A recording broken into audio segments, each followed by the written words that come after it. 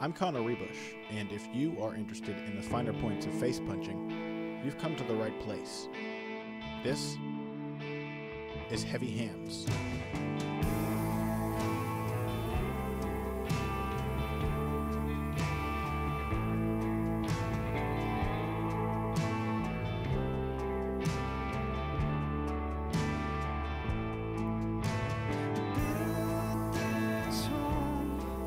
Hello and welcome to another episode of Heavy Hands. What is this, episode 114? We are not quite at 200 yet, but the UFC has been. UFC 200 has come and gone. I am your host, Ruebusch, joined as always by Dr. Patrick Wyman.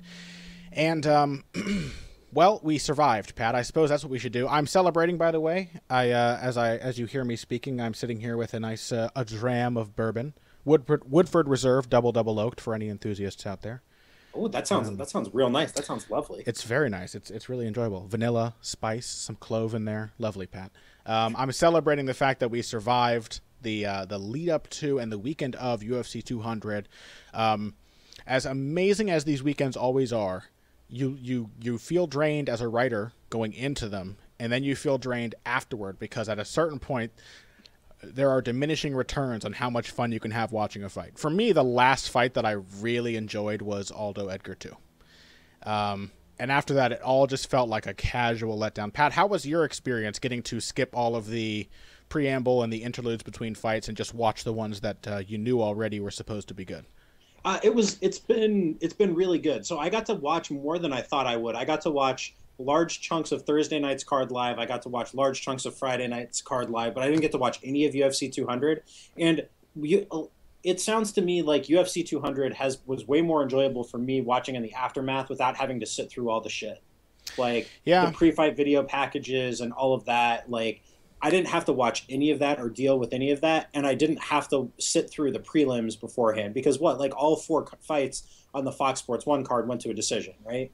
They were good ones. They were good decisions, but still, that's a lot of fight time to be watching. Yeah. I mean, they were going to go for 2 hours anyway, because it's Fox Sports 1. So, I mean, Northcutt Marin was fun. Dillashaw Asuncao was awesome. Gastelum Hendricks was weirdly disappointing just to see how far Johnny Hendricks seems to have fallen. But Pena Zingano, they were all good fights. It's just that in a weird way, and I say this every time I blink. As I say this, I can just see a yellow canvas just floating in my vision behind my eyelids because it was so garish. But in a weird way, it kind of felt like Zuffa for basically their final big event kind of phoned it in. I don't know. It didn't feel as spectacular as 194 did with the live musician entrances and everything. That felt like an event. Well, so I was told that was stunningly expensive. Oh, I'm sure, no doubt. But also I think this kind of shows where the sport is at, and I'm going to go all business side on it for just 1 second. Conor McGregor fights are of a different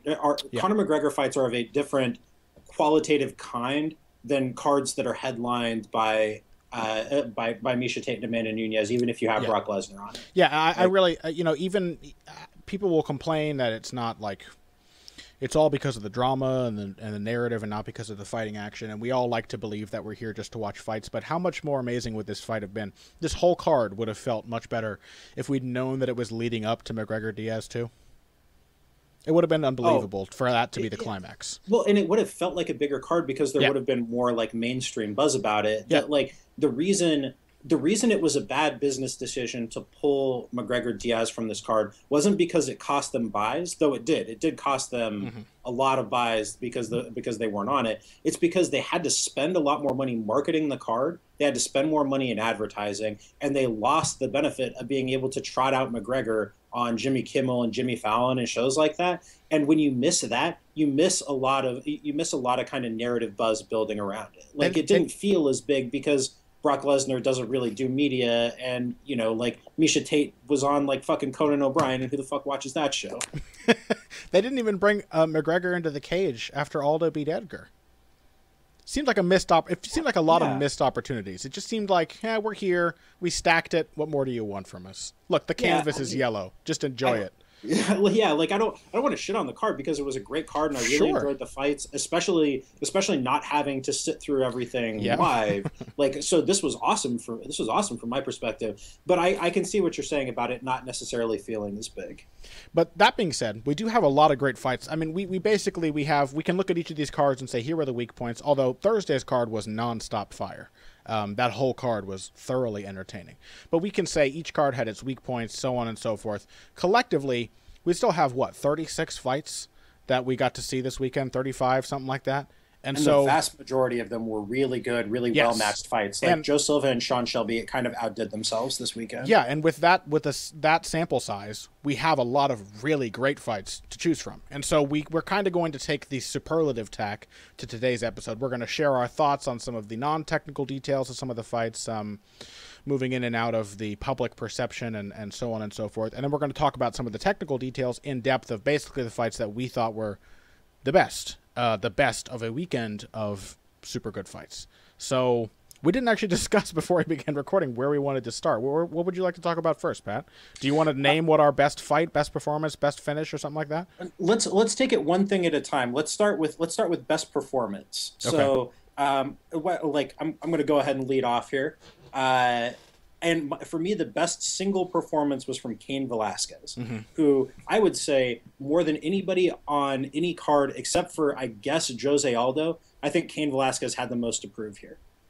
Going into the whole weekend, I think that the way that he lost his title, getting shit kicked by a 38-year-old in Mexico City and having his trademark cardio fail him after a long layoff, like to lose the belt like that, after you're supposed to be the best heavyweight of all time and to lose the way that he lost, like, I think he really had to come out here and put like an exclamation point on his performance, and he absolutely fucking murdered Travis Brown. Yeah. Like, just shit kicked him from the opening bell, did not let up, looked like a substantially improved version of the guy who fought Verdum last year. Looked like this was the best Cain Velasquez we've ever seen by a long shot. Like, it was not close to how good he's looked in the past, and he just took apart a legit top 10 heavyweight and looked amazing. I think it's hard to overstate how good Cain Velasquez is. Which is crazy because I don't think Cain Velasquez is getting any more athletic. You know, he might come in with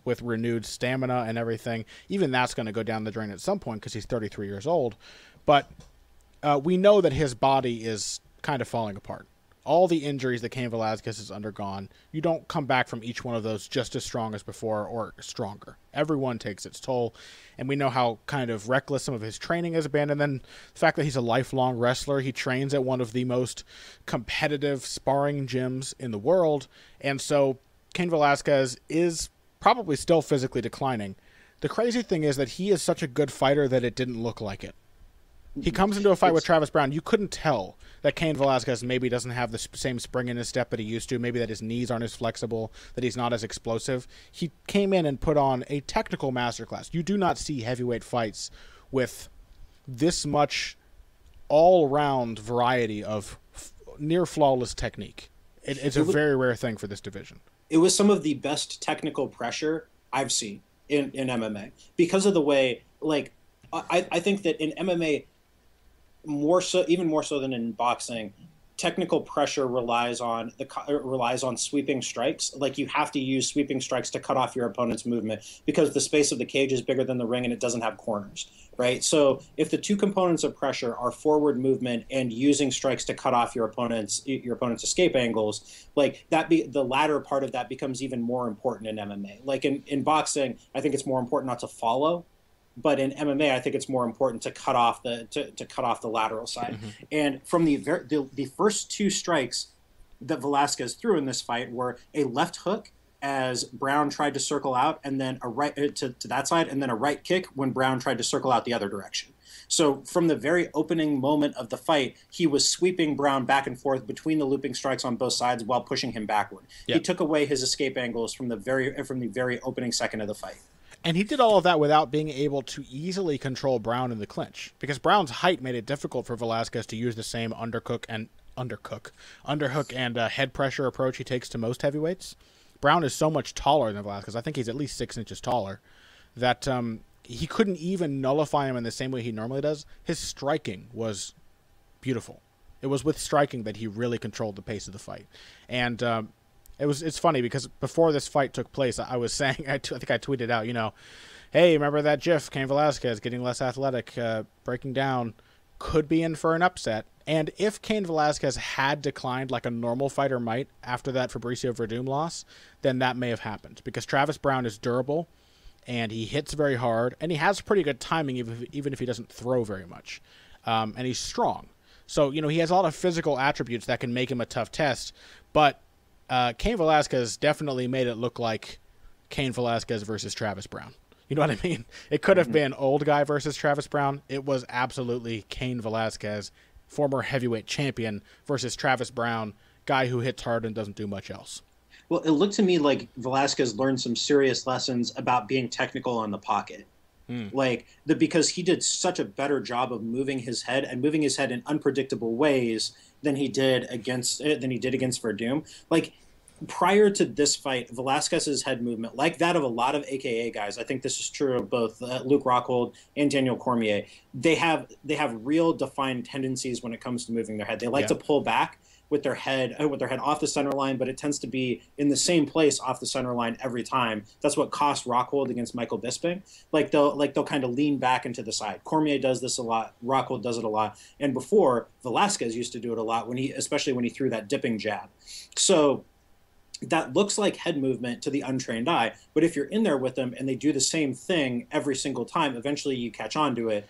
And you find ways to even take that away from them. And there are no varieties. There was no variety to the way that Cain Velasquez used to chain those defensive movements together. Like if we look at, and we'll talk about this in a moment, if we look at Jose Aldo's head movement against Frankie Edgar, and the way that it'll be a slip and then a dip and then a pivot and then a pull, all of these things that come one step after the other are the kind of head movement that Nate Diaz used against Conor McGregor to keep from being slain in that first round. For Velasquez and a lot of the AKA guys, it's like pull, and then for Cain, who does a lot of slipping, it's just kind of like this pendulous back and forth head movement, which is very predictable, and usually he plants his feet when he does it, and so it works against guys who don't have much craft, but that really bit him against Fabricio Verdum, who was able to time him and get him moving with the jab and then know exactly where his head was going to be. And that wasn't the case against Browne. Yeah, it was a really it was diverse, varied head movement, and it was really organic too. Like, it was really organic kind of looking head movement. I was really impressed by all of it. It looked like he got a new boxing coach to me. Maybe like a specific boxing coach to work with him, and not just Javier Mendez. They have a boxing coach there. Do they? At AKA, yeah, they have one who's always working with him, and I can't remember his name. God, this is going to drive me nuts. I honestly don't know. But at any rate, like, he looked really good. He looked really clean. He looked really technical. He looked really efficient, which I think will, to a certain extent, mask any loss of athleticism, at least for a little while. It certainly did in this fight. Just because if you're not having to throw yourself into shots and throw yourself into your head movement and throw yourself into your forward movement, like, you get there faster. You're going to the same place, but you get there faster because you don't have as far to go. Yeah, absolutely. On that note, why don't we move on to my pick for best performance, which I take to mean the fight in which we had one fighter who really, really showed how good they are. Now, I was tempted here. There are a few options here. Cain Velasquez is an option, and I'm glad that you picked him because I think what he did to Travis Browne is probably going to be overshadowed by a lot of the other things that happened this weekend. I think that Eddie Alvarez is an option. Really nice performance there. Very clever boxing against RDA. And I think Joanna Jedrzejczyk is an option because she had to come back from adversity, and that is part of a good performance. But to me, nothing defines good performance in this weekend of crazy mixed martial arts action, as well as Jose Aldo's defensive distance management boxing clinic against Frankie Edgar. It was, well, personally, as a fan, it was really, really nice to just see Jose Aldo come back and not even just look like his old self, but look renewed, look better. It was really, really heartening. It was emboldening. You know what I mean? I know I get sappy about fighters sometimes. Jose Aldo is one of the fighters that I'm very sappy about. He's one of the fighters where I tend to score more harshly against him because I'm so worried about what his opponent is doing. Does that ever happen to you? Oh yeah, absolutely. Like, Aldo, like I'm with you. Aldo is one of my very favorite fighters ever. And the idea of a shot Jose Aldo is heartbreaking to me. Yes. In a way that hasn't been heartbreaking. That hasn't been a heartbreaking thought since I realized that Anderson Silva and Shogun were shot. You know. And for me, it'll be more profound than both of those. I have a serious fondness for Jose Aldo, so it was really nice to see him go in there and put on a clinic, which he did. It was a dominant fight.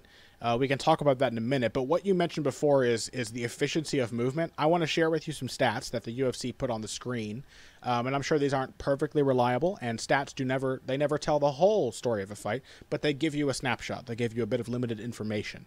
And at 3:53 of round 3, the UFC put on the screen the movement stats for these two fighters.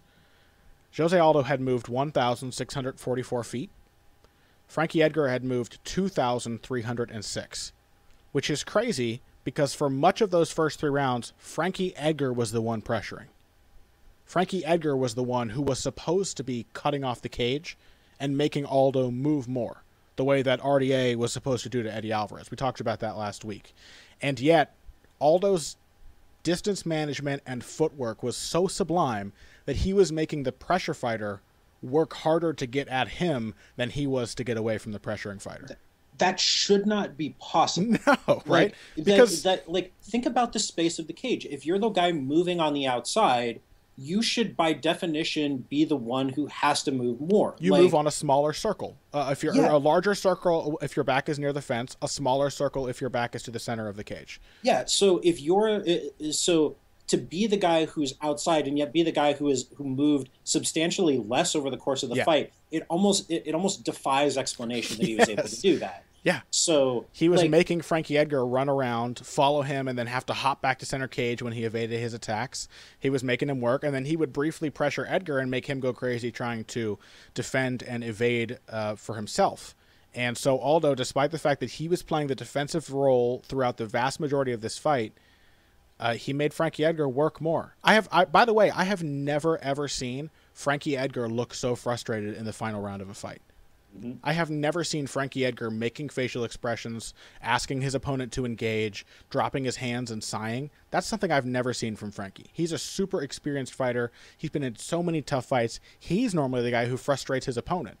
I have never seen that reaction from him. That just speaks to how... It was a totally justified one, because I think by the end of that fight, Frankie had to realize that there was just nothing. He just had nothing more to offer. Jose Aldo is the limit of Frankie Edgar. There is the basic dynamic of that matchup makes it a basically unwinnable fight for Frankie Edgar. And that's the thing is, Frankie Edgar could totally be featherweight champion in a world that didn't have Jose Aldo. Yeah, because I think Edgar matches up a lot better with Conor McGregor than he does with Jose Aldo. Not to say that I would pick him to win that fight. I would still probably take McGregor just because the size advantage is so ridiculous. But I think he matches up better there. The problem, if you're Frankie Edgar and you're fighting Jose Aldo, is that on some basic level, no matter how good Frankie Edgar has gotten as a striker, no matter how good his angles and his footwork and his movement are, no matter how good no matter how much better his combinations have gotten, no matter how much more efficient he is and how much more comfortable pressuring, leaving aside all of that, all of which are true things about Frankie Edgar's game, the straw that stirs his drink is his ability to blend his strikes and his takedowns. And if you don't have any reason to fear his takedown game, and if you're Jose Aldo, you don't have any reason to fear anybody's takedown game ever, that takes away something basic and fundamental from Frankie Edgar's ability to impose his game. Yeah. And that was my basis for picking this fight for Aldo. Because I went into this fight being a crazy diehard Jose Aldo fan. I went in having tons of fears that Aldo would be done, that his chin had been cracked, that he would be mentally broken in some way. I theorized that because of the way he responds to adversity in fights, he would respond to the adversity of losing a fight very well, and he did. He came back and he looked marvelous. He looked determined to win, and didn't even come out like crazy aggressive. He actually was very cautious and very patient, which is awesome. But I picked him. Go on.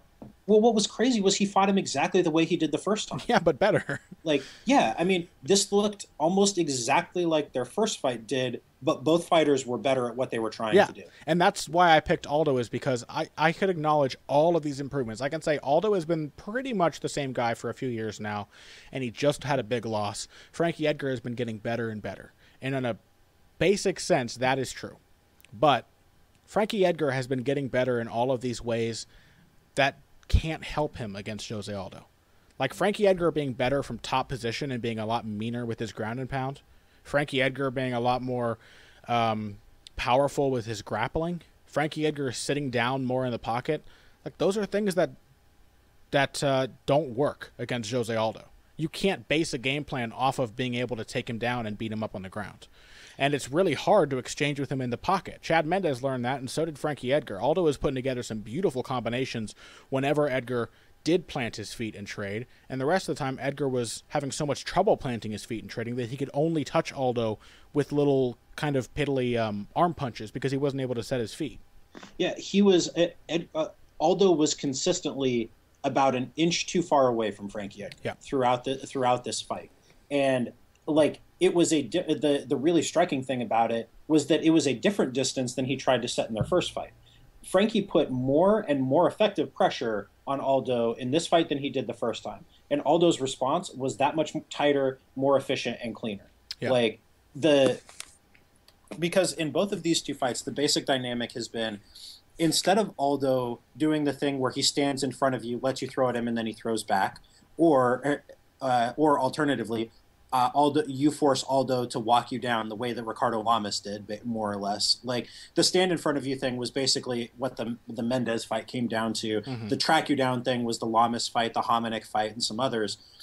Aldo has fought Frankie Edgar twice now, differently than everybody else has. Most guys like give in to Frankie Edgar and are like, okay, I'm going to come after you.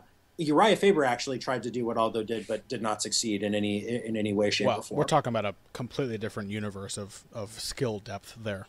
Yeah, so Aldo is really the only guy to successfully force Frankie Edgar to come after him. And Edgar obliged both times and gave it his very best, but Aldo played the role that Frankie Edgar is usually most comfortable playing. Like he stuck and moved and got away, and he used his jab, and he just laced him with counters every time he came close. And think about what that says about Aldo, that he can do all three of those things with equal effectiveness against different kinds of opponents. It's crazy.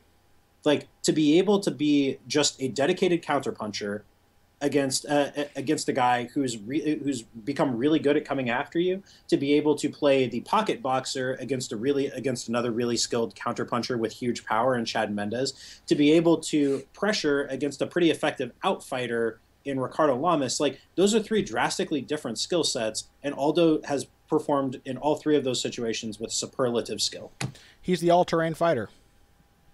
Yeah, he really is. I don't think we have ever given him enough credit for that. No, he is the all-terrain fighter. He is MMA's premier all-terrain fighter. And while I don't know, I still don't, obviously we have to doubt how he matches up with Conor McGregor. Having been knocked out, that just makes it really hard to pick him. I think I would double down on my Jose Aldo pick in a rematch. I am still going to fucking pick Jose Aldo in that. Me too. I say this as somebody who loves Conor McGregor and has loved Conor McGregor's game forever. But I just think that if you give Jose Aldo more than 13 seconds, if you give him a full 5-round fight, I just genuinely think that he is a more skilled all-around fighter than Conor McGregor is. And you can't bank on 13-second knockouts, man. No. That's not how the sport works. Especially not if Aldo plays a first round like he did this one. Where he's like, all right, I'm going to fill you out. If you hit me or if you come after me, I'm going to respond hard with 3 or 4 shots, and I'm going to keep filling you out. I think that might be effective against McGregor, especially because Aldo didn't throw leg kicks against Edgar. He threw 2 leg kicks and 1 head kick. Those are the only kicks he threw, the only leg attacks he threw at all, aside from the knees, which were beautiful, by the way, and a really nice adjustment from their first fight. He threw 1 body kick in the first round, too. Okay, there we go. That's right, and came after him with a left hook after that. Yeah, so he threw 4 kicks, 2 of his trademark leg kicks, over the course of a 5-round fight. That will not be the case against Conor McGregor. He's not going to be worried. I mean, I think it was all about the takedown threat, because the most success Edgar had in their first fight was countering and taking Aldo down off of leg kicks, and the most success Aldo had was counterpunching. So I think he came into this fight thinking, I'm just going to go whole hog on the counterpunching and not worry about kicking him unless I really see an opening that just needs attacking. Yeah, no, that's true. That's true. So the other thing I want to mention is, by the way, you talked about 5 rounds. This was a sublime 5-round performance from Jose Aldo, of the kind that we don't usually get to see. I think a lot of Aldo's problems with gassing have been overstated. Like Joe Rogan kept beating the gas tank drum the last time he fought Frankie Edgar. When I really think he was okay. He was slowing down, but he certainly wasn't like Gadelha in the 4th round against Joanna Jedrzejczyk. He was all right. But he looked good in the 4th and 5th rounds of this fight. He looked like he was able to throw at a regular pace. Some of that is because he didn't put out a ton of volume. But I think also, this, maybe you can tell me if you saw this as well, Aldo looked uncharacteristically loose and relaxed in this fight. And I don't know why that is. But Aldo always has a sort of like loaded spring tension to him, especially in the early rounds of a fight. And he was just kind of, to borrow a phrase from Conor McGregor, nice and flowy throughout the duration of the fight. Well, there's I think, I don't want to go all armchair psychologist, but maybe losing kind of took away some of the latent fear he carried into fights. Maybe. Like that, not having the weight of a 10-year winning streak, and because he'd won what, 19 fights in a row, something like that. Yeah, well, 18 fights in a row. He talked a lot before this fight about going back to his old approach. He said, "I'm going to be the guy who tore through the WEC again." And the thing is he's better than that guy now. So he couldn't come into this fight and be like this crazy guy who knocks Frankie Edgar out. A, that's not going to happen against Frankie Edgar. But B, Jose Aldo, he still has all the years of experience that have elapsed since he was WEC Aldo, the guy who tore through the ranks and chopped up Uriah Faber and knocked out Mike Brown to win the title. He's better than that guy, but maybe to your point, he has regained some of the feeling of WEC Aldo, where he feels like this young kid who can just go up against his opponents and just beat them. He's still trying to get back to the top of the mountain again, rather than fulfilling the mind-racking task of defending a title, which I truly think is the hardest thing possible in combat sports. There are tough fights and everything, but holding on to a title as long as Aldo did is insanely difficult and takes a completely unique skill set that 99% of fighters do not possess. Well, because think about it. Think about this. When you're the champion, and this metaphor gets extended to other sports, but when you're the champion, or say in college football, so I went to USC when USC was like the college football dynasty and won 34 straight games. You take everybody's best shot every time you go out there. Yes. In a way that is not true for everybody else. Do you remember the version of Glover Teixeira who fought Phil Davis after the version of Glover Teixeira who fought John Jones? They were not the same freaking guy. And maybe that's why that happens. With people who fight GSP and then they kind of fall apart, maybe they just can't get back the same kind of fire. It's like a once-in-a-lifetime type of energy you carry into your shot at a dominant champion. Yeah, because think about how hard you've worked to get there and all the fights you had to win to get there. Mark Hominick was on the run of his career when he fought Jose Aldo.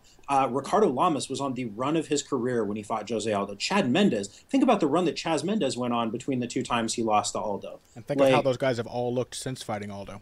Yeah, I mean, it's just like... Frankie Edgar is the only guy who has actually come back in good form. Yeah, you have to get so pumped up emotionally, physically. Think about, you can talk yourself into that extra strength and conditioning program, into not having that dessert, into doing that extra little bit of movement training on a Saturday after a week of getting your ass beat.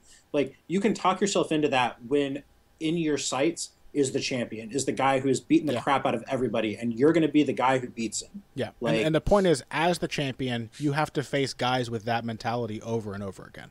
And every time. You don't get any off days. You don't get the guy who kind of rolls into the fight having taken some rounds off in sparring and having cheated on his diet a little bit. You don't get that guy. And so maybe that's why Jose Aldo looked very... I mean, I don't know, did it stand out to you at all?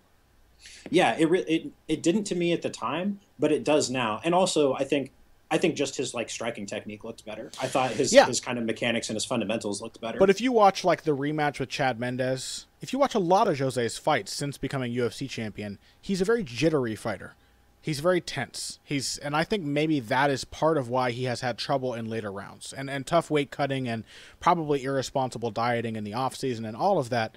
But in this fight, he looked just as big as he looked before the McGregor fight, just as muscular, very well defined and everything, just as explosive, and yet very smooth and relaxed. And so if he carries that into a Conor McGregor fight, that makes that one all the more compelling.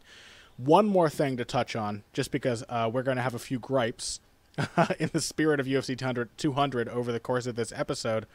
One more thing to touch on. Let's talk about Frankie Edgar fans, Pat.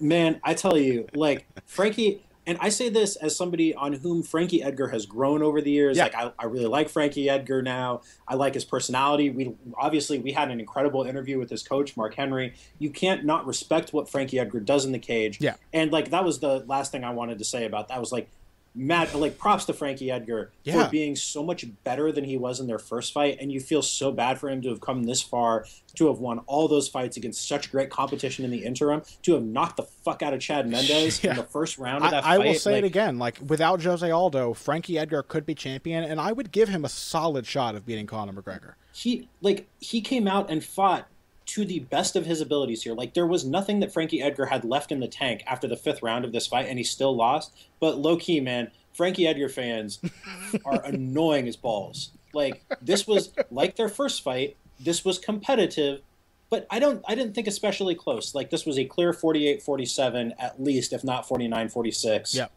Aldo decision. Like, he just didn't win the rounds, man. Like, and you saying it over and over, and in the future, I'm sure it will become a meme that Frankie Edgar didn't lose this fight or he got robbed. He didn't. So let's just stop. Let's dispense with that bullshit. I am a Frankie Edgar fan. I am not a # Frankie Edgar fan. You know, it's not, the whole thing as a phrase is different than me saying I like Frankie Edgar, but I'm not a quote unquote Frankie Edgar fan, because there's a strange kind of New Jersey goggles you have to wear into a Frankie Edgar fight to score fights like this for Frankie. And especially because Frankie, by the way, has been in a lot of close fights, and he has often been disgruntled when the scores have been announced, and sometimes with reason. Like in the second fight he had with Ben Henderson, which he probably should have won. Or at the very least, it was very close, and you can understand why he was disgruntled. He clapped for Jose Aldo when they announced the scorecards here, and went over and immediately congratulated him. He knew he'd lost. You saw how frustrated he was in the 5th round. Somehow, there were people online scoring every single round of this fight for Frankie Edgar, and that's not a joke. There were people in the Bloody Elbow live thread who gave him all 5 rounds. Yeah, Josh Barnett had it 39-37 after 4 rounds. How? For Edgar? Yeah. How is that possible? CM Punk also, I think, believed Edgar had beaten him because Aldo was moving backwards, as he said it. Well, I think that tells us a lot about how CM Punk's going to do against Mickey Gall. So, Mickey Gall for the win. Yeah, I just, Frankie Edgar deserves immense respect. Frankie deserves better fans than he has. Yes, well said. He was on a spectacular run. He came in against the guy who has his number. And that is the best way to look at this matchup. Jose Aldo looked spectacular, but on a basic level, he has Frankie Edgar's number. I don't think Frankie Edgar would beat Jose Aldo in 9 out of 10 fights. It would take a miracle punch for him to beat Jose Aldo, or a horrific preparation or something like that on Aldo's part.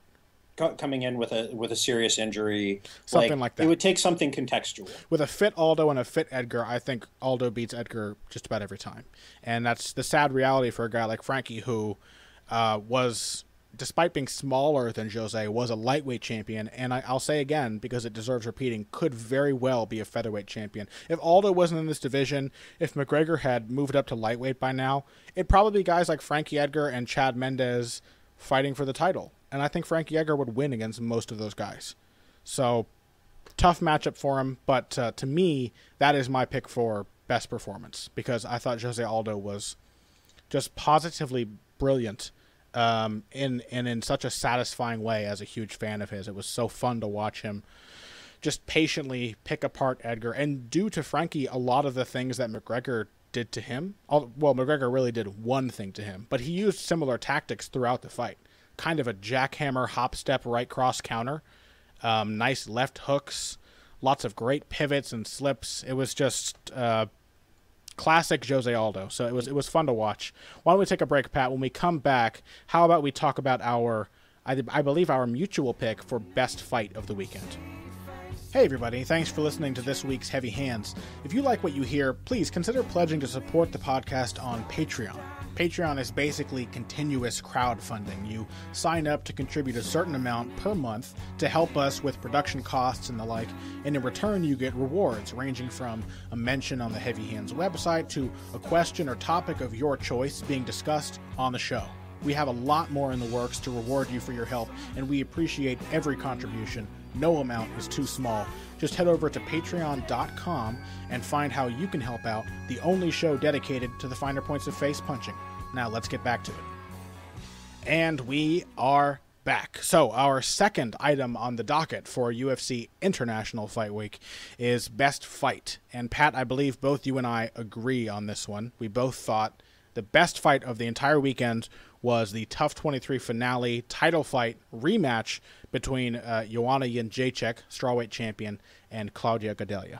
For a second there, I thought you were going to make a joke and say the TUF 23 finale fight between Andrew Sanchez and Khalil Roundtree. The greatest fight I've ever seen.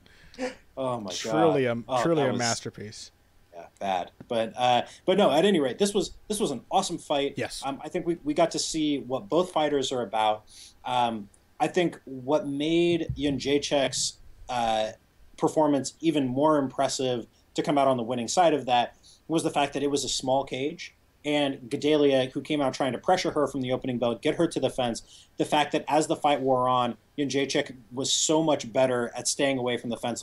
It's hard to do that in a big cage against somebody as skilled as Gadelha, as we saw from their first fight.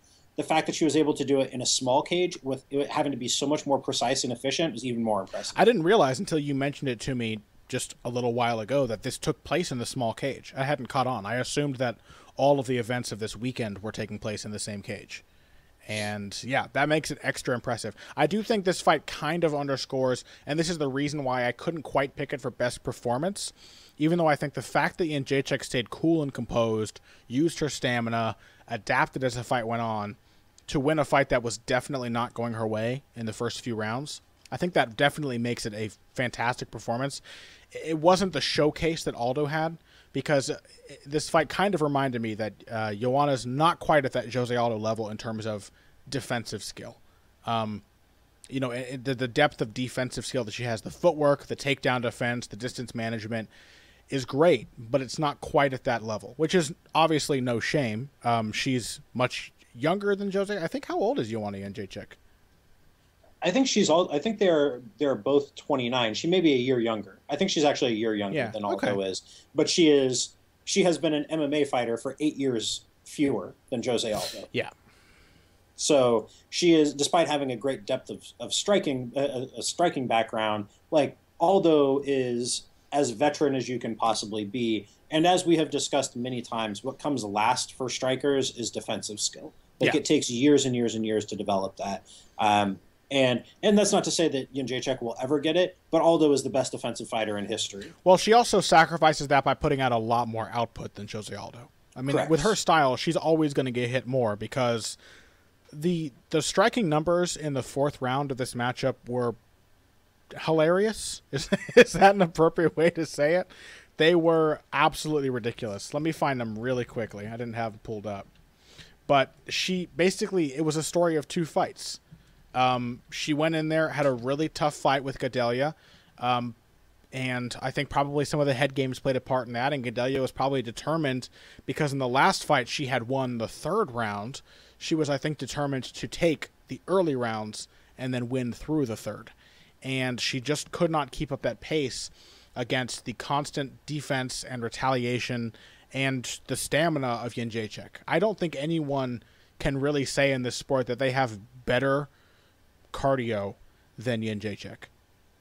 Yeah, in terms of it, I'm not sure that I would agree as far as cardio is concerned. I don't think there is anybody who works at a better pace or throws more volume, and I don't think that's necessarily the same thing.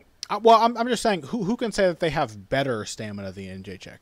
Not that she's above all, but well, what I'm trying to say is that I think that there is a slight difference between just having the energy to go and go and go and go, and what it takes to be able to consistently throw the way that she does. Well, I think that's more impressive, right? If you're just moving a lot, that's different than throwing a lot. Fighters who throw a lot will move to recover so that they can start throwing again. Yeah, sure. This was always my problem with people talking about Frankie Edgar's cardio is that, yeah, sure, he could go forever, but like he wasn't actually generating that much offense. Yeah, I mean, look at what happened to McGregor against Diaz. So he couldn't throw. So I would say in terms of functional pace, I don't think anybody beats Jedrzejczyk. Nobody's above her. She's on par with the best stamina athletes in this sport. Yeah, so she threw. Let me do the math here. Let me pull this up real quick and do the math. She threw 13 strikes a minute, despite spending large chunks of the first 2 rounds stuck on the fence.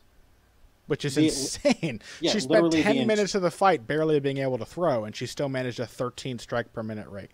Yeah, that's ridiculous. That's not that's unbelievable to be able to push that kind of pace. So, yeah, I mean, because honestly, this was my big epiphany about like striking statistics.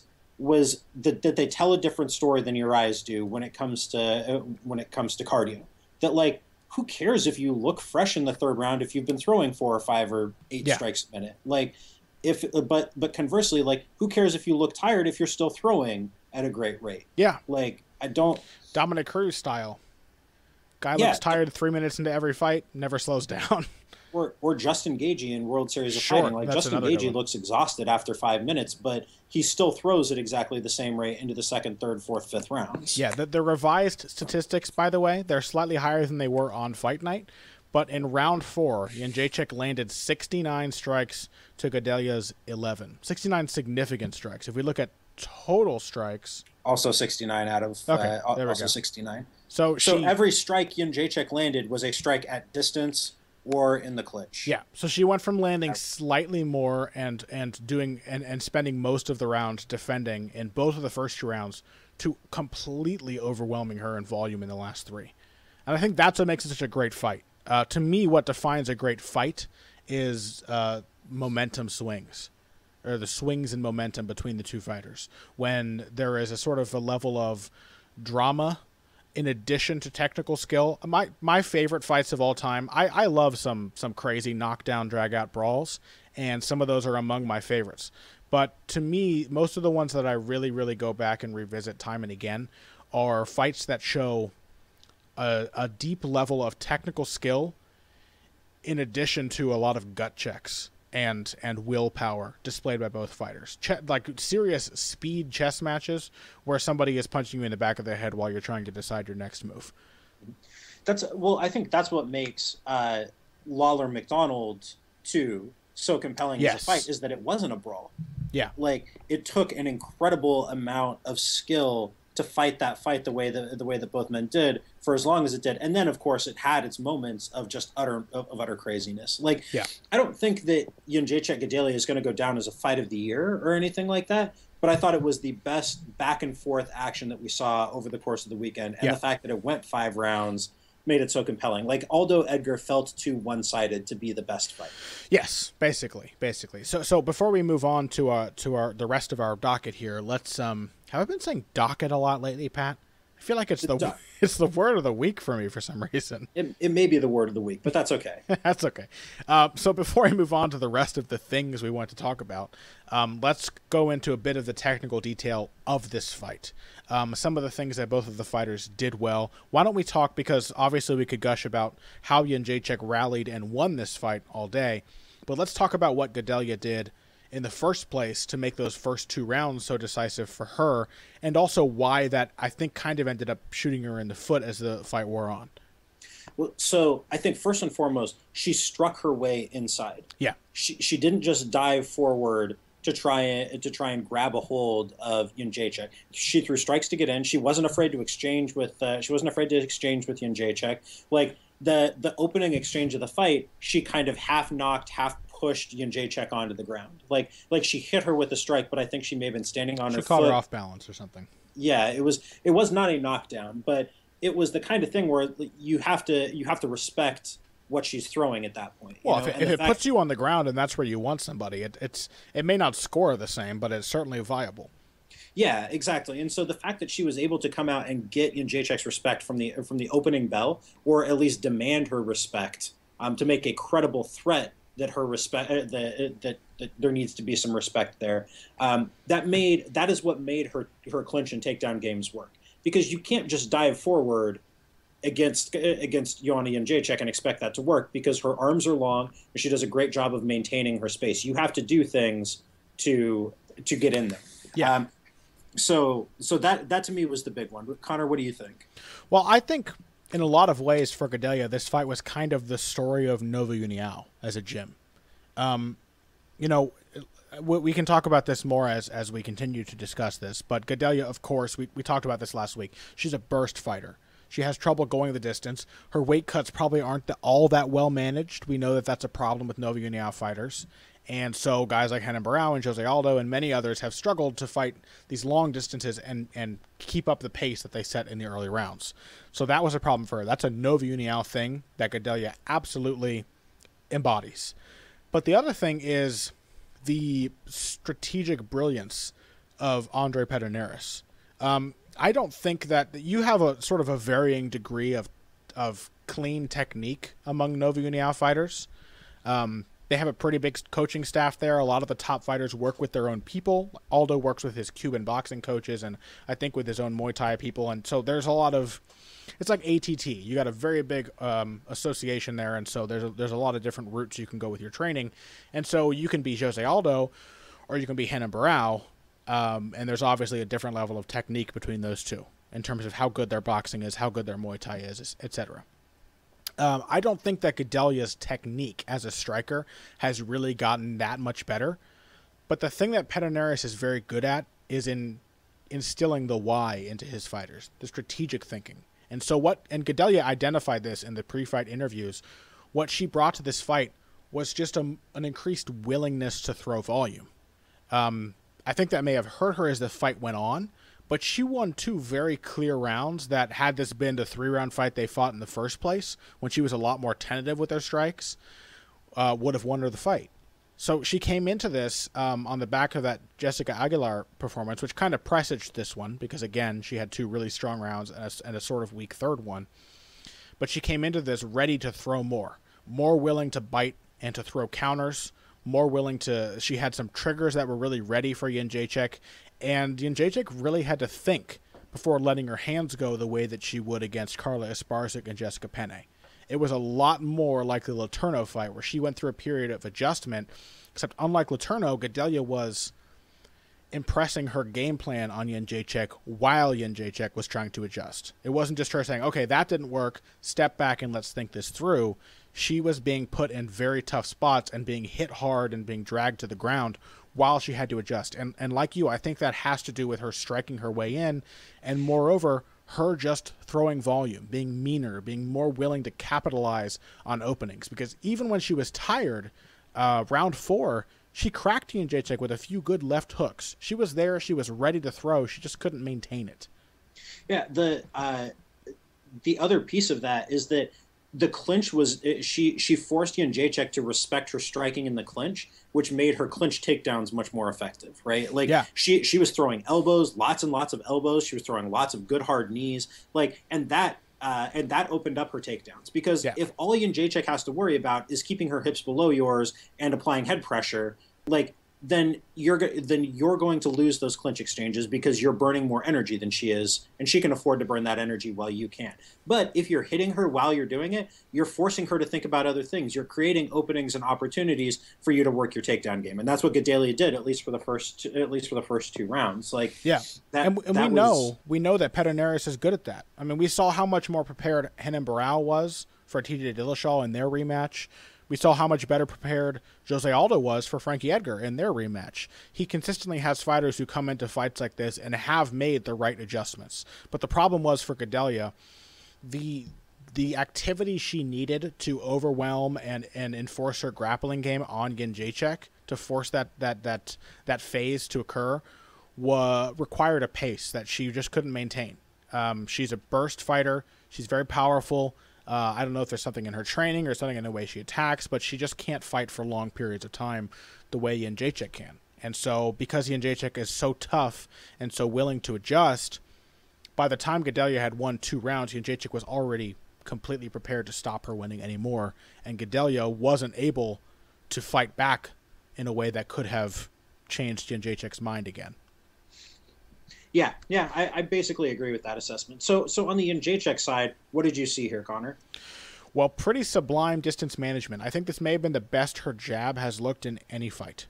I thought her jab was absolutely spectacular, and the way that she took angles off of it made it more and more frustrating for Gadelha in the later rounds of the fight. I was also very pleased to see kicks from Jedrzejczyk, because I think her kicking game is a big asset for her, and for the first, I guess, 9 fights of her career, 8 fights, I guess. Would she fight Gadelha in her 8th fight? Yes. Let's find out. She did. She fought Gadelha in her 8th fight, and then Esparza. So that was her 9th fight. For the first 9 fights of her career, she was not kicking. She was a Muay Thai fighter who came into MMA and boxed, and was a kind of a defensive wrestle boxer, a sprawl and brawler in the very classic sense. And then starting with the Jessica Penne fight, she started to throw her kicks more, and I think some of that is because of her distance management. She's more comfortable knowing when she's standing in the right range to land a solid kick, and that makes it harder for her opponents to capitalize and take her down, despite the fact that she came in here against the best wrestler she has faced yet, or at least the most imposing wrestler she has faced yet, an improved version of a Gadelha. Gadelha did not take her down off of any kicks, as far as I recall. Jedrzejczyk was not countered throwing those kicks, because every time she decided to throw one, she was in the right position to do so. Yeah, well, I think a lot of that has to do with she rarely throws naked kicks. Like, that's, you know, not to harp on the Bas Rutten special here, but like but Jedrzejczyk almost always hides her kicks, especially her round kicks. Who trained her? Well, yeah, I mean, Ernesto Hoost. Right. Like, I mean, the master of setting up low kicks.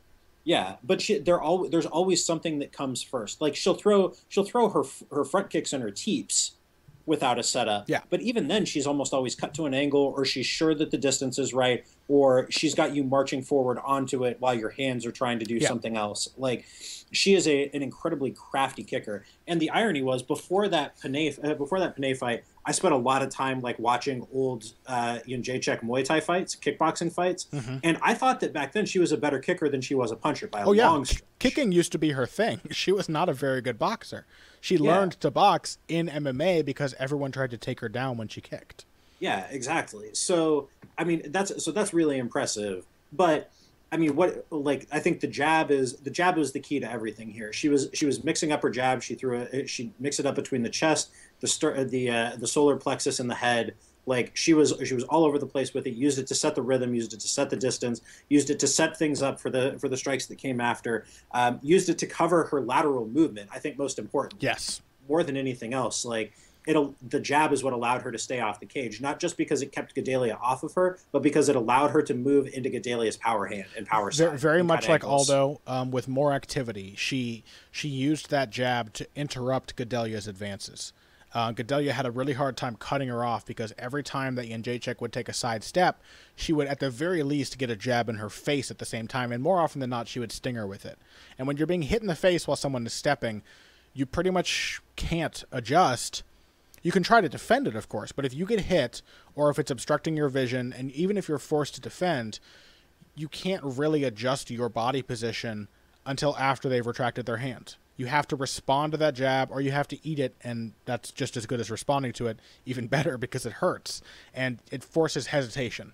And Jedrzejczyk did a brilliant job of using that hesitation to her advantage. Every time she needed to angle away from the cage, she needed to sidestep, she stuck that jab in Gadelha's face, moved around her with the jab, and then she would press her when she got her back near the fence. So it was like punishing her while she was escaping, and then punishing her for failing to cut off the cage.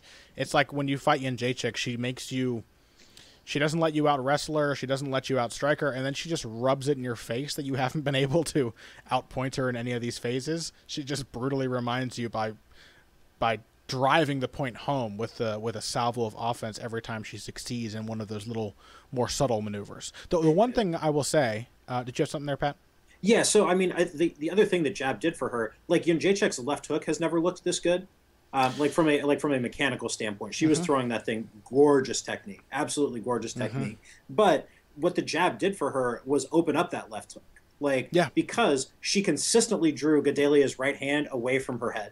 And in front of her face. Like Nova União fighters tend to keep their right hand glued to their ear, like a really standard Dutch kickboxing kind of guard. Yeah, like a long guard that you would see in Muay Thai, extended lead, right hand cupped to the cheek.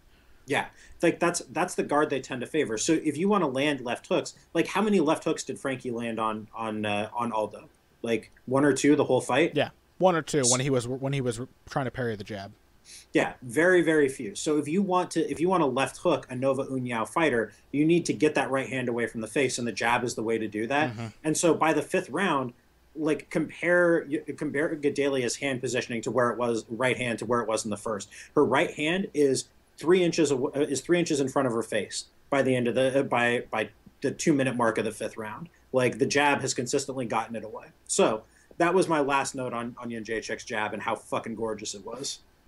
Yeah, absolutely. It was a brilliant fight. I can't say enough about how much Jedrzejczyk has improved since she came to the UFC. And the only real letdown of a fight like this is that it didn't start until just about 1 a.m. here in the Eastern time zone in the U.S., which is where I am.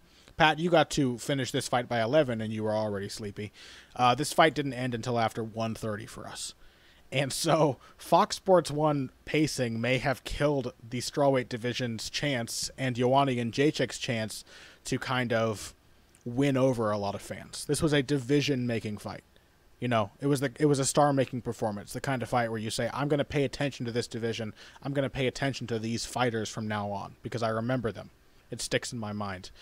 So it's a bit of a letdown, but the fight itself was stupendous. I hope that they pump it up and show it on some free TV spots and things like that in the following months and get some more eyeballs on it because it was a beautiful fight. And I hope they get Jedrzejczyk on an undercard spot with a big champion next. I mean, she could definitely say she deserves a main card pay-per-view spot, but for her own good, I think having her as the co-main to a really big fight would be wonderful. Just like the Rousey fight over again, and maybe give her a chance to showcase on someone this time. Maybe have her fight Calderwood, because that would be a crazy action fight. Yeah, I mean, I actually think she'll get Namajunas after this. We've got Namajunas Kovalkiewicz coming up in a few weeks. Well, Namajunas or Kovalkiewicz, although I do think Namajunas will win that. Yeah, like Kovalkiewicz is just so drastically outmatched in athletic horsepower in that fight. She's a weird fighter, though, man. She finds weird ways to win. She is a very skilled fighter, and I enjoy her game a great deal. But I think Namajunas is something special in that regard. Yeah. But that is a story for another day, Cormier. That's right. Well, why don't we take a break? When we come back, we've got a couple more things to talk about. Our best finish, I believe, is the only remaining one, and I think we may agree on that one as well. And then we're going to give a bit of a nod to a finish that a lot of people who responded on Twitter today when I asked for suggestions, they thought deserved a mention as well. And then we'll be done. So we'll be right back after this. Financial support is fantastic, but there are other, even easier ways to support Heavy Hands. Perhaps the best is by spreading the word. We know our fan base. You're all cool, popular people with serious social media presences. You're tastemakers and trendsetters. Okay, there are 1 or 2 of you that don't fit that description. You know who you are, but no matter what, you can always help us out by telling folks about the show. And you can also give us a positive rating and review on iTunes and Stitcher, things like that. We rely on word of mouth and positive feedback to grow and improve, so thank you very much for your time and your help. Now, back to the show. And we are back. Before I move on, two things I need to get to here. First, I want to thank our Patreon patrons from the month of June. We had a lot of people support us. Thank you very much, guys, for helping us out. And those of you who donate $3 or more a month get a little special mention on the show. The first batch of such generous people are Axel Holt, Henry Protzman, Emil Vang, Angel Jambazov, Christopher Waters, Mark Guagenti, Matt Giordano, and Ricky. Thank you very much, guys, for your contributions. We do appreciate it. We are going to try to get back on track with doing more heavy bag questions, more segments from our patrons and things like that, because it's always a fun way to mix things up. The other thing I want to mention, actually, Pat, before we get into best finish of the weekend, let's talk Cormier, Anderson Silva. And one specific thing I want to address from that fight: Daniel Cormier did not stall. I think that is a very important thing to remind people of. Not only were there live fans booing, but tons and tons of comments in the aftermath of this fight, endlessly complaining. Some of it was like 2005 era comments, just disappointed that Cormier took Anderson down. That's dumb, but whatever. You wanted to see him fight Anderson Silva on the feet. Obviously, he has no reason to do that, but I get it. You wanted to see a fight where both guys had a more or less equal chance, where Cormier isn't made of glass and Anderson Silva is a better striker. So that's fine. But the complaints that really rankled me, Pat, were people saying that Daniel Cormier spent his entire time on top of Anderson Silva doing nothing and not trying to finish the fight. He rearranged Anderson's nose. I don't know that anyone's really talked about this, but Anderson Silva's nose was not in the same place it was before the fight began by the end of the third round. So Cormier did some damage. He rocked him with a few of those shots in the ground, was hammering him to the body. But the thing that really gets me is that Anderson Silva was the one stalling. And why should anyone be surprised that Anderson Silva, when put on his back, stalls and waits for a stand-up? Is that really news to us at this point? That has been the story of Anderson's bottom game for basically the entirety of his career. That's the his only thing. reason he has ever not done that is when he was forced to in the Chael Sonnen fight, because Chael wouldn't sit in his guard. Chael consistently managed to get to half guard and pound away from there. But like the only time we've ever seen Anderson like actively going for shit was against Sonnen. Yeah, ever since the first fight of Anderson that stands out in my memory. Let's see, it was back in Pride, and it was against Alex Stiebling. Is that his name? That sounds right, yeah. Alex Stiebling. He body triangled him in the guard. He was like, all right, I'm going to wait it out. That's Anderson's thing. That's how he does it. He wants to strike with you. He went for one armbar on Cormier in the beginning phases of this fight, and after that didn't work, he was like, nope, this is not Chael. I am going to stall. He laced up Cormier's leg in what is called the lockdown, triangled his feet, got his instep under Cormier's instep, and stretched his leg out so he could neither plant his feet to throw hard punches nor pass the guard. And he wrapped up his head, as Luke Thomas pointed out on Twitter, didn't even bother to go for an underhook, which is the only thing that makes a lockdown an effective way to attack or sweep. The only thing that makes a lockdown anything but a stalling position is an underhook on that near side, and he didn't go for it. He wrapped up Cormier's head and tied his hands together and tried to wait it out. And I understand it. Like, a dude came in on 2 days' notice and said before the fight, I haven't trained for a couple months. He just had gallbladder surgery. Fine. But don't boo Daniel Cormier because Anderson Silva's playing it safe on the ground. And certainly don't say what Donald Cerrone said.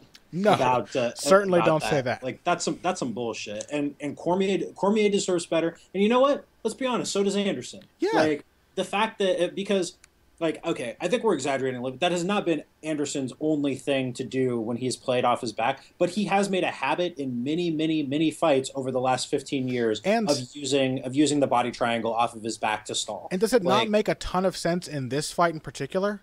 The guy who's going to out-wrestle him and sit on top and beat him up when Anderson hasn't trained?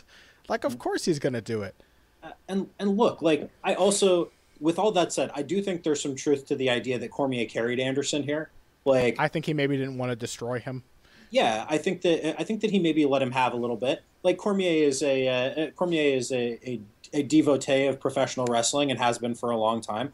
I think Cormier knew the dynamic of this fight. I think Anderson did. And I'll be real honest, it would not have surprised me if there was a conversation involving one or both of those fighters about what the expectations were here. Sure. Like, and And I don't have a problem with that at all. Anderson stepped in. He more or less saved a big portion of this card by bringing some name value, and he saved Cormier what would have been a lost and very generous paycheck. Even smaller than the John Jones paycheck, he still gets pay-per-view points as a champion here, you know? So, Yeah. like, you know, they're both got to be grateful to each other. We should be grateful to them for stepping up and having what was, I think, a pretty interesting fight. Anderson Silva almost finished Cormier in round 3. I think that deserves mentioning. And Daniel Cormier dominated Anderson Silva with ease for the rest of the match. Mm-hmm. Yeah, and looked good throwing. Daniel Cormier looked good throwing strikes, and he looked good pressuring. He looked like his boxing had been sharpened up a little bit. Yeah, so I guess what I'm saying is, fuck what y'all heard. Shit. In the words of Derek Lewis. So the last things we want to talk about are best finish of the weekend. And Pat, is this another one where we are in communion here? We agree? We are in agreement. Yeah, there is no other rational choice for best finish of the weekend than Eddie Alvarez finishing lightweight champion Rafael dos Anjos. Boy and howdy. What a thing to happen. Like Rafael dos Anjos, someone said, now that we know Rafael dos Anjos can be hurt, which of course he's been hurt before. Dos Anjos, what is this? It's only the second time he's been knocked out, but we certainly saw Jeremy Stevens perform one hell of a knockout when he fought Dos Anjos way back in his UFC debut. So we know that he has a chin like every other human. He's durable, but he has a chin, and he's not a god. So of course he can be hurt.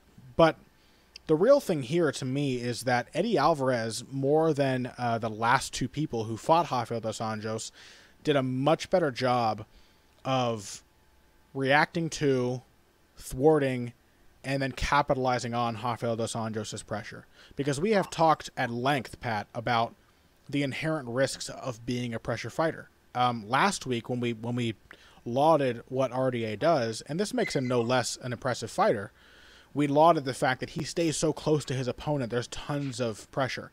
But we have many times addressed the fact that standing that close to someone leaves you in range to be hit. Even if you are a great defensive fighter, there is nothing that you can do to avoid the fact that you're going to get hit more than somebody who fights primarily from long range. Yeah, this is absolutely true. This is absolutely true. And I think that we need to dispel a couple of things here. Like, I don't think RDA looked bad. No, he looked great. The imagination, and I think that had this fight gone longer, had Alvarez not landed that punch, there's every reason to believe that RDA's pressure would have worked as it normally does. Sure. I mean, perhaps I think this was always going to be a closer fight than the betting odds indicated. And I think that we said as much last week. Like, it was surprising when Dos Anjos opened as like a minus 400 favorite. That seemed ridiculous. It's the lightweight division, after all. Everyone here is good enough to beat anyone. Yeah, absolutely. But so, I think that needed to be said. What Alvarez did better than just about anybody was create some hesitancy and doubt and exploit the moment when his back got close to the fence rather than freeze up at that point. Yes. Yeah, absolutely. He was feinting. He was giving Rafael dos Anjos things to react to. Dos Anjos does a good job of defending himself, but he's not a defensive virtuoso.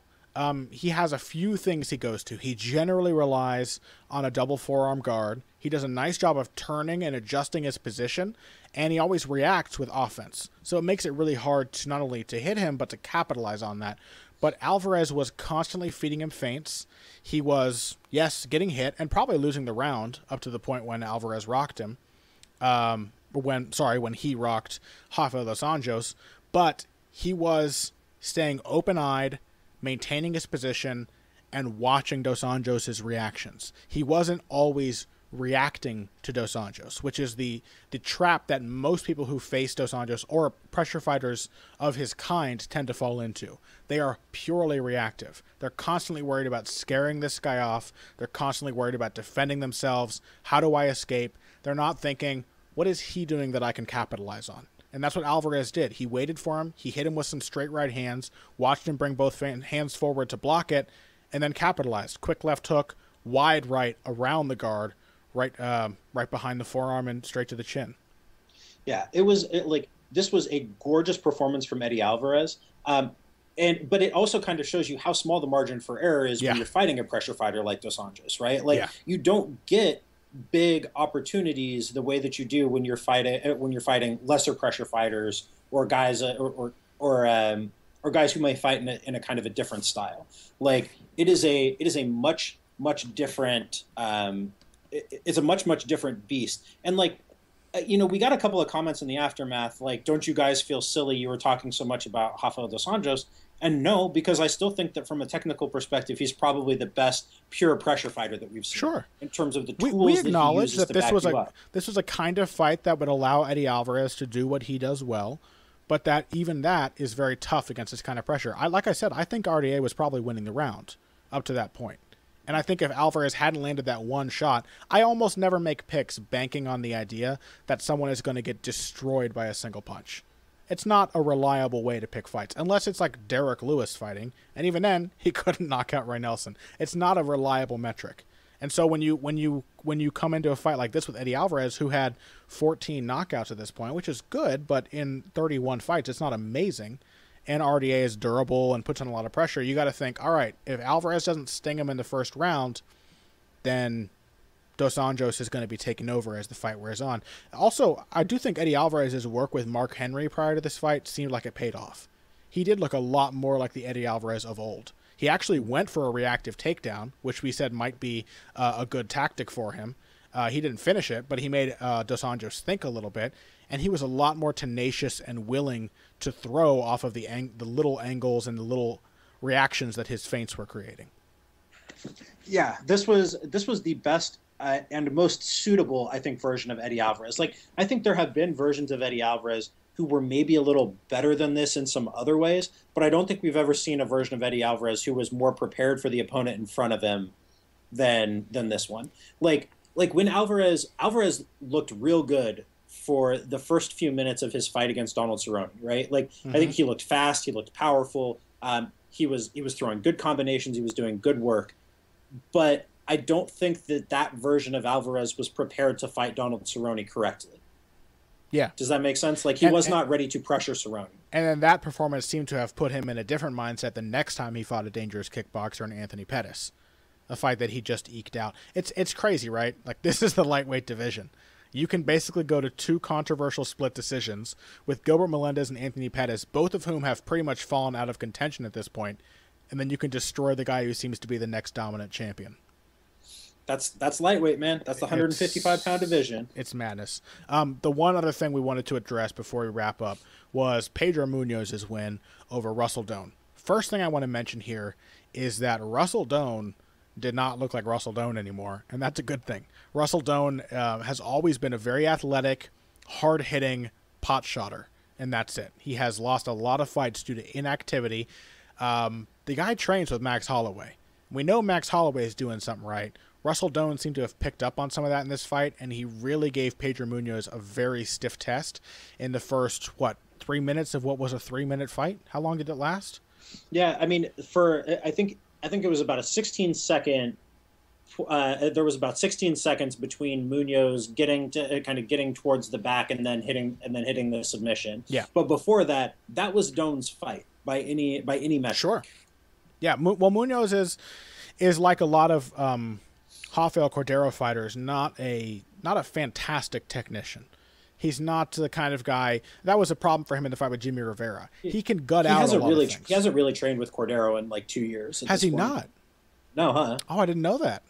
Well, that's even worse for him. He basically, I think the last fight he spent with Cordero was his debut against Asuncao. Oh, that's a shame. I didn't know that. Well, so now he's just a Black House guy? That's my understanding of it, yeah. Well, what can you say? So it does seem like he's kind of stopped progressing. He doesn't have a ton of technical depth. He's very tough. We know that from this fight and the fight before. He's not only durable, but very game, and he will put his hands up and throw leg kicks and try to chop away. But his jiu-jitsu was the thing that got him first into MMA, that made him a hot prospect to begin with, and it was his jiu-jitsu that got the finish. We should celebrate it a bit because I asked earlier today on Twitter what people thought were the best moments, the best fights, best finishes. Most people agreed with us on best performance. Some people said Cain, some people said Jose. Most people agreed with us on best fight. Some people said Aldo Edgar. Most people said Jedrzejczyk Gadelha. But finish was the one that got a few differing opinions. This one I thought was really worth talking about because it's pretty unique. We don't often see arm triangles, guillotines set up with this kind of finish, this arm triangle sort of finish. And I can't actually recall when I've seen a guillotine set up from back control that way. I have never seen one, but I don't watch very much grappling. So, I think Pedro had he had a bit of not an MMA. I mean, he had a seatbelt or double unders, and he was around to Doan's back, and Doan was trying to fight the hands. And so what Munoz does for this finish is, instead of continuing to fight hands and try to hold on to his waist cinch or his seatbelt, whatever it was, he releases, and because Doan has his hip against the fence to prevent the back take, he's nearer to the side of his now free arm. He just slings it over Doan's head and grabs him. Because he's at the back angle, it was very much like, it immediately reminded me of Pat Curran's win over Shabulat Shamalayev. He got a very deep arm triangle in a transition, very similar to this. He had it in such a way that Doan's arm was across his throat. Some wrestlers might call this a Schultz headlock. I think Dave Schultz is the wrestler who used to actually kind of... Yep. It was Dave Schultz. It was like Matt Hughes actually hit a choke from that front headlock on Ricardo Almeida, of all people. Yeah. And Schultz used to basically be penalized as a wrestler for kind of strangling people with his headlock because he would trap their arm across their throat. It's basically an arm triangle from a front headlock position. More difficult to survive than an arm and guillotine, and requiring, I think, less leverage, but harder to get, because how do you get a guy's arm through that deep? Pedro Munoz's answer was to grab him from behind so his arm was already fully across his body at the time that he locked his hands. And it was a quick finish and a very impressive one. Who knows if Munoz is going to be able to continue developing? He does seem kind of to have stalled out as a prospect, but finishing skills like that, kind of like Gilbert Burns. Burns feels a little bit the same. Who knows if this may be his ceiling or not? It kind of feels like it might be, fighting guys like Lucas Shagevsky. But when you can just armbar somebody from the back with that kind of smoothness, then you're always going to be dangerous. Yeah, absolutely. Yeah, I mean, I still like Munoz, and I still think he's a good fighter. Would like to see him making more progress than he has recently. But, like, you know, that was unreal. And, like, he was a world no-gi champion, I think, back in, like, 2008 or 2009. So, like, and he happens to be especially good at the guillotine choke. That is not a setup I had ever seen before. It was awesome. Congrats to him. Yeah, so kind of a mixed bag of fights. All of us felt a little fatigued going into it. We were rejuvenated by Thursday's card with that upset finish of Eddie Alvarez, and then by the end of the weekend, I think most of us were worn down again, but we made it through. Good weekend. Because of the sample size, ton of great fights to discuss. We hope that we hit all of the best ones here today and that you guys enjoyed our discussion. Going forward, we have, well, occurring the same day that this episode comes out, in fact, we have, or actually, we may be publishing this early. Did we agree on that, Pat? Yeah, I think so. Okay, we're publishing early. I know that's not something we should discuss while recording. So day after this episode, Wednesday, July 13th, there is John Linacre versus Michael Mcdonald. Sorry, John fucking Linacre. There'd be some people who would be upset if I didn't say his full name. And that's great, but unfortunately we don't have time to cover it. So we're going to be breaking it down, and then we have planned later this week a segment with Brian Stan. We're going to try to talk to Brian probably for an episode the following week and break down not only some of the fights from Linacre McDonald, but some of the highlights from the UFC International Fight Week. So look forward to that. Other than that, Pat, what do you have coming out this week? Anything covering the upcoming event or recaps of the big weekend? I actually do not think I will be doing anything with this UFC Fight Night card. Good for you. Which is kind of a first for me. This is the first preview of a card that I've missed since July of 2014. I think. I may have missed one other, but I don't think so. I think this is officially interrupting my streak. Wow. So, yeah, because I did a quick preview for last year's like Ellenberger Thompson Ultimate Fighter finale. Mm-hmm.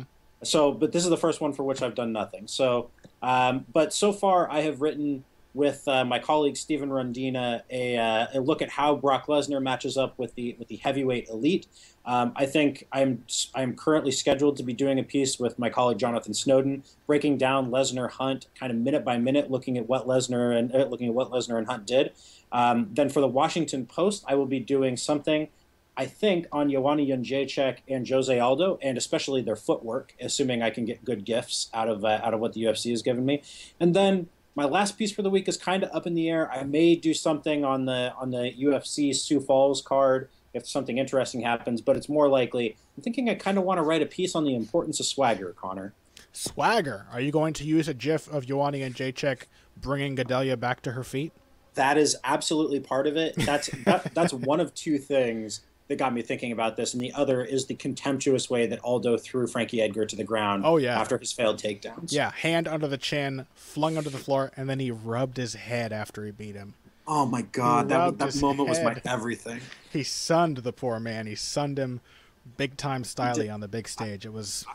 I heard somebody tweeted to me afterwards, like, "Oh, that was just a matter of respect," and I'm like, "You don't do that to somebody whose ass you don't think you just kicked.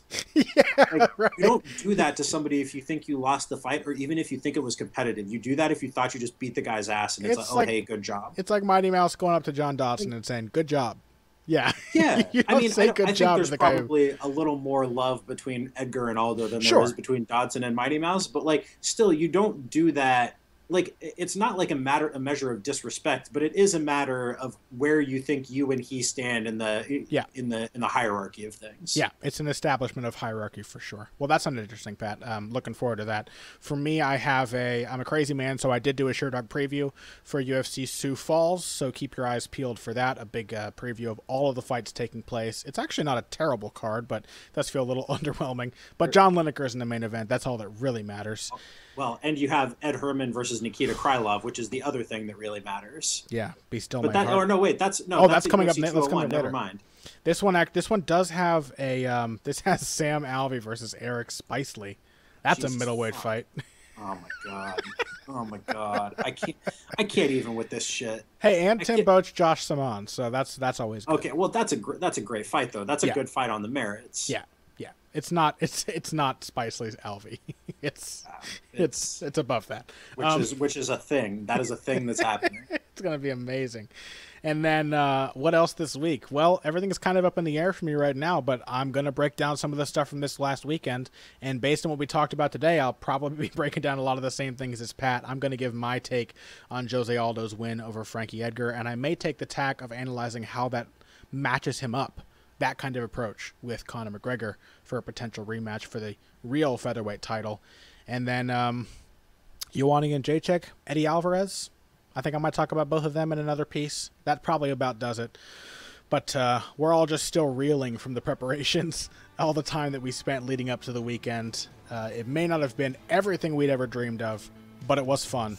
And it gave us a lot of stuff to talk about and a lot of changes for MMA going forward, beyond the fact that the UFC was just sold, which is not the kind of thing we usually talk about on this show. But MMA is going to get interesting in the coming months for many, many reasons, and we hope that you will join us on that journey just as you joined us today.